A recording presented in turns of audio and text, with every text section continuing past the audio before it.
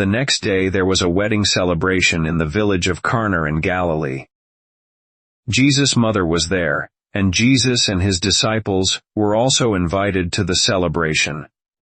The wine supply ran out during the festivities, so Jesus' mother told him, "They have no more wine." "Dear woman, that's not our problem," Jesus replied. "My time has not yet come." But his mother told the servants, "Do whatever he tells you." Standing nearby were 6 stone water jars, used for Jewish ceremonial washing. Each could hold 20 to 30 gallons. Jesus told the servants, "Fill the jars with water." When the jars had been filled, he said, "Now dip some out, and take it to the master of ceremonies." So the servants followed his instructions.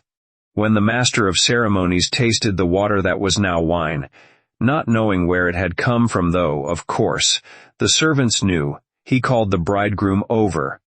"Host always serves the best wine first," he said. Then, when everyone has had a lot to drink, he brings out the less expensive wine. But you have kept the best until now. This miraculous sign at Cana in Galilee was the first time Jesus revealed his glory. And his disciples believed in him. After the wedding he went to Capernaum for a few days with his mother, his brothers, and his disciples. It was nearly time for the Jewish Passover celebration, so Jesus went to Jerusalem.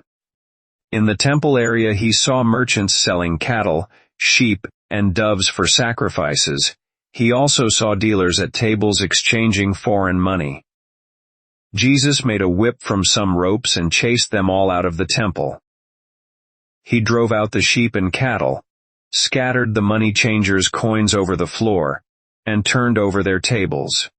Then, going over to the people who sold doves, he told them, "Get these things out of here. Stop turning my Father's house into a marketplace." Then his disciples remembered this prophecy from the scriptures Passion for, "God's house will consume me." But the Jewish leaders demanded, "What are you doing? If God gave you authority to do this, show us a miraculous sign to prove it." "All right," Jesus replied. "Destroy this temple, and in 3 days I will raise it up." What they exclaimed. "It has taken 46 years to build this temple, and you can rebuild it in 3 days. But when Jesus said this temple, he meant his own body.